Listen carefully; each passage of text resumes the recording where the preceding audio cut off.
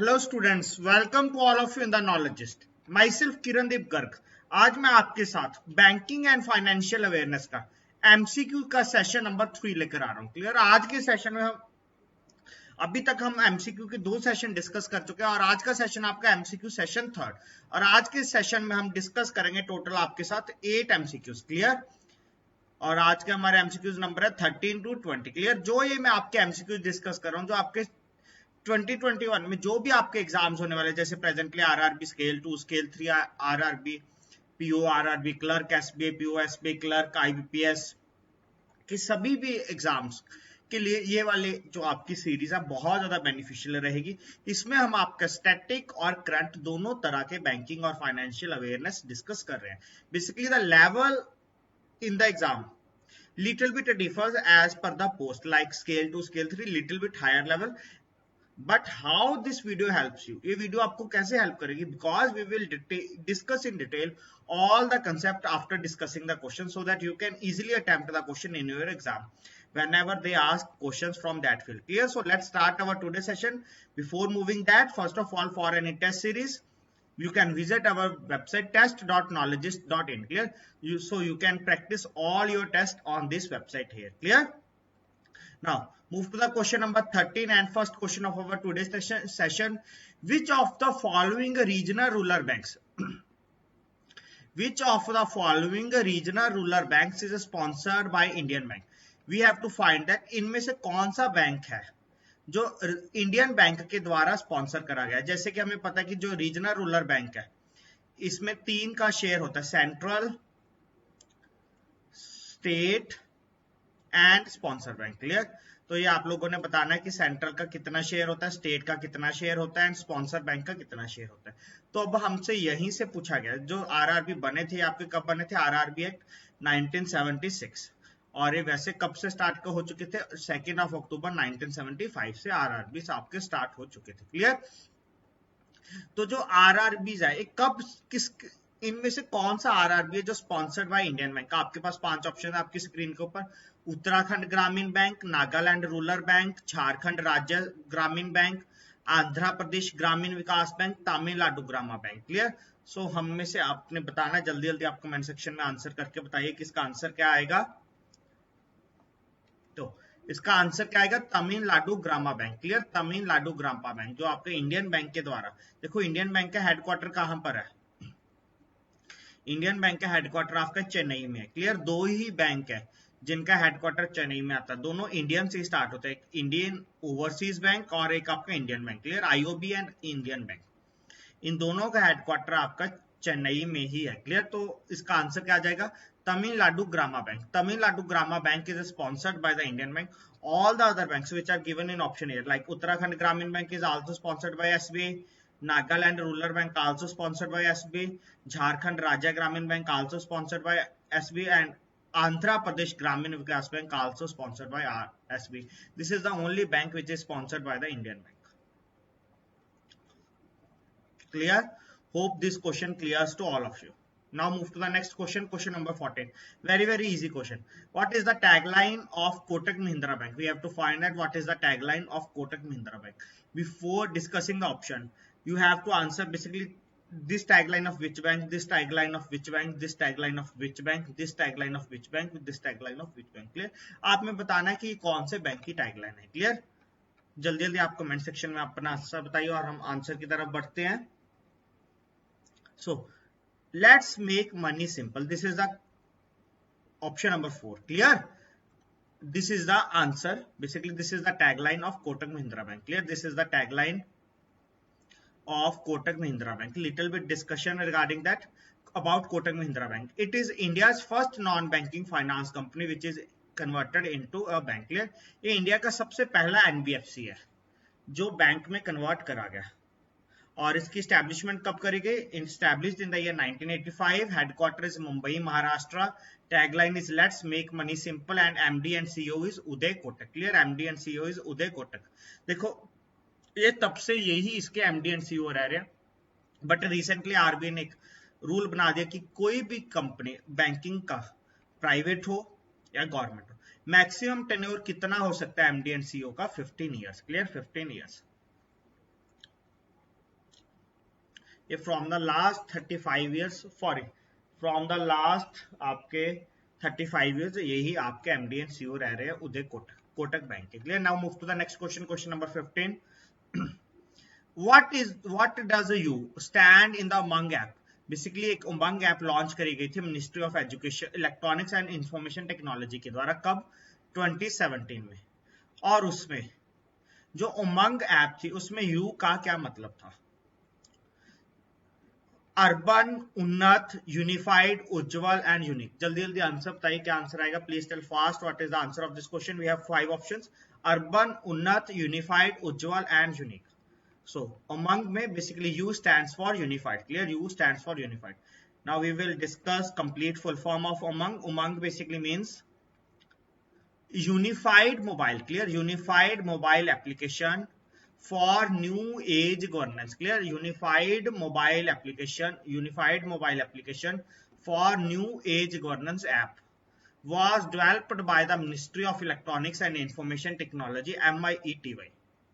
In 2017, it acts as a single e-governance portal to process all the central and state governments in India, state government schemes in India. Clear? Basically, this acts as a single e-governance portal to process all the central and state government schemes in India. Clear? To process all the central and state government schemes in India.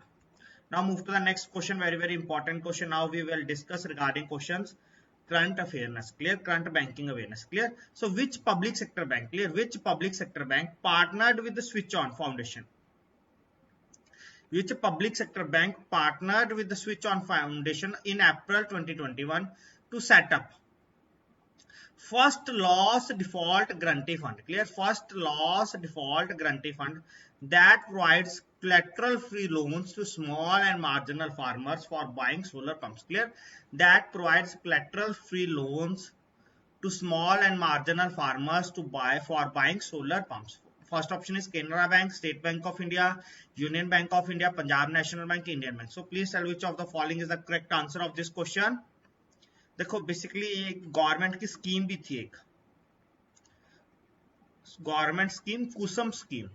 ये जो सारा function हो रहा है उसी के under हो रहा है, कुसुम scheme.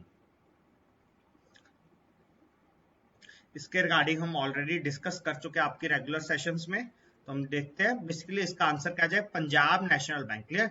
Switch on foundation partner with the Punjab national bank to set up first loss default guarantee fund. Clear? To set up first loss default guarantee fund which offers loan up to 1.6 lakhs. Clear? Which offers loan up to rupees 1.6 lakhs to small and marginal farmers for buying solar pumps. Clear? To small and marginal farmers for buying solar pumps.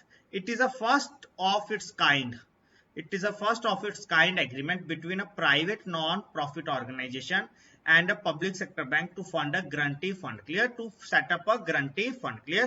Basically सारा का सारा कौन सी scheme के under हो रहा है? जैसे कि मैं आप लोगों के साथ पहले भी डिस्कस कर चुका हूं। इंडियाज पीएम कुसुम, प्रधानमंत्री Kusum scheme target to achieve 30.75 gigawatt of solar energy generation by 2022। Clear कि ये हमारे गवर्नमेंट का टारगेट है कि इतनी हमने एनर्जी, इलेक्ट्रिसिटी जो एनर्जी है किसके थ्रू प्रोड्यूस करने हैं? सोलर के थ्रू।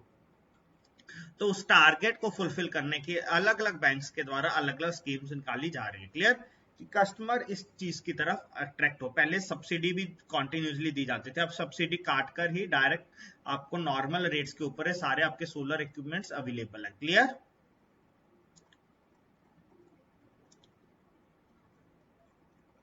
देखो अगर आपको वीडियो अच्छी लगती है तो साथ साथ आप कमेंट भी करते रहिए और लाइक भी करते रहिए और वीडियोस को अपने फ्रेंड्स के साथ शेयर भी करते रहिए।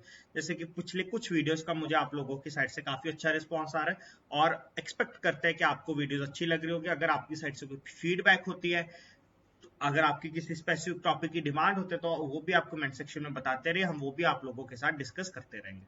Next is question number 17। Which payment bank launched a new saving account? इनमें से कौन सा पेमेंट बैंक है जिसने एक न्यू सेविंग अकाउंट लॉन्च करा है? Rewards 1 to 3 that offers benefits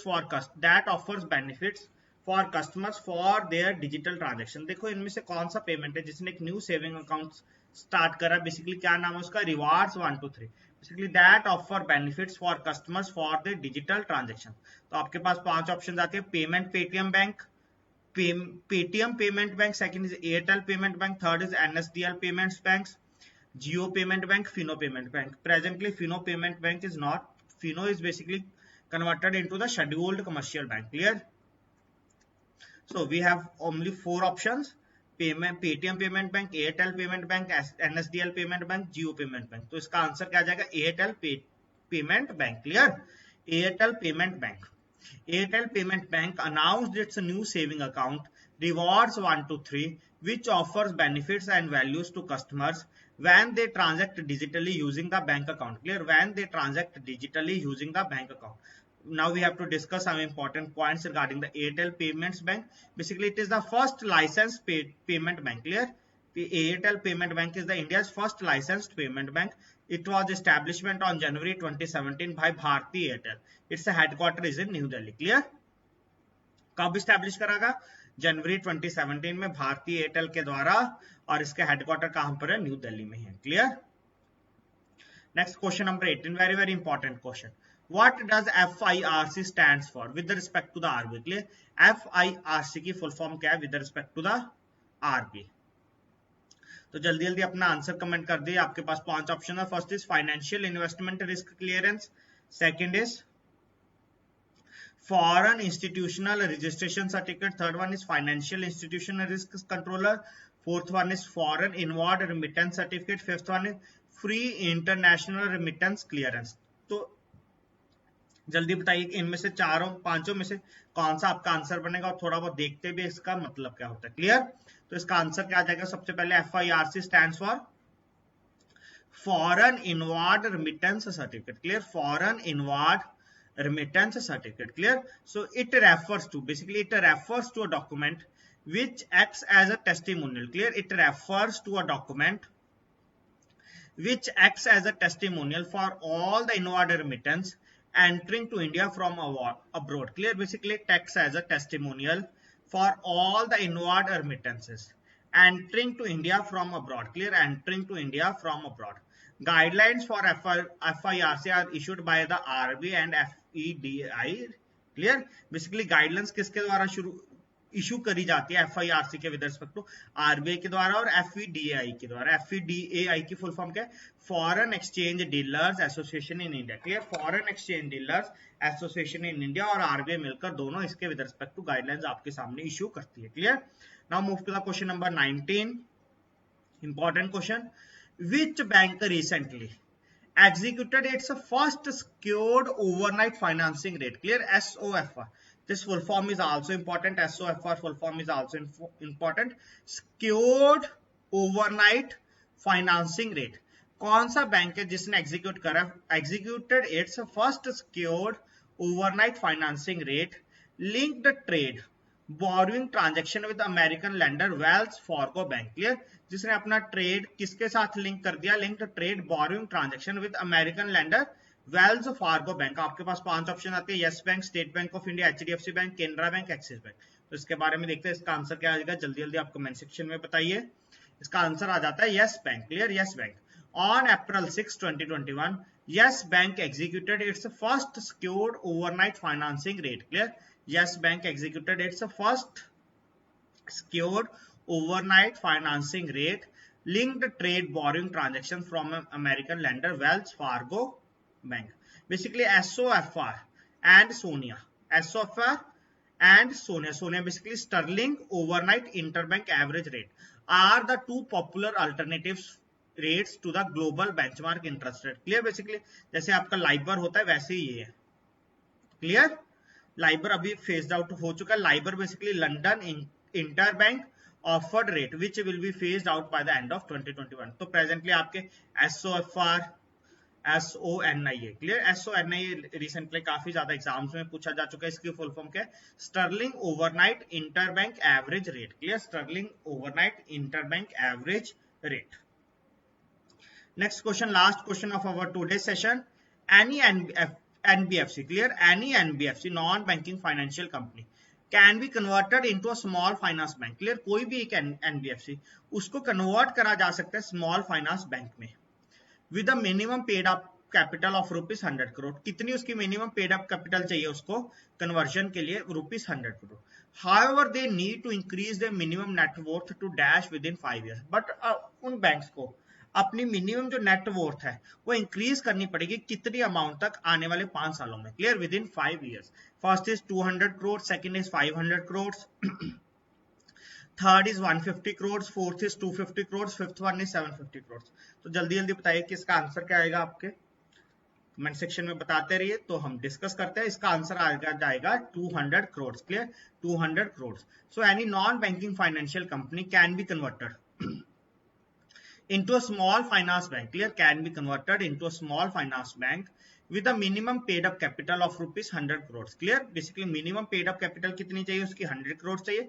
however they need to increase their minimum net worth, but उनको अपनी जो minimum net worth है वो कितनी increase करनी पड़ेगी? ₹200 crores within 5 years। clear, आने वाले 5 सालों में जो उनकी net worth है उनको 200 crores तक लेकर जानी पड़ेगी within 5 years। clear, होप आप सभी लोगों को ये सेशन अच्छा लगा होगा, आपको क्वेश्चंस के रिगार्डिंग इन्फॉर्मेशन प्रॉपर मिली होगी। तो ये सभी लेक्चर्स का अपडेट हमारे एप्लीकेशन के ऊपर अवेलेबल है, Knowledgist. This is our application on and basically on Play Store. You can also subscribe our YouTube channel Knowledgist and you can also join our telegram group knowledge। We will provide you all the pdfs in this group। clear, so thanks to all of you for watching this video and kindly please subscribe our youtube channel knowledgeist, and you can visit our website knowledgeist.in for all lectures update, and you can also like our facebook page knowledgeist। Thank you for watching this video. We'll meet you in the next video with one theory session of banking and current affairs। Thanks to all of you for watching this video।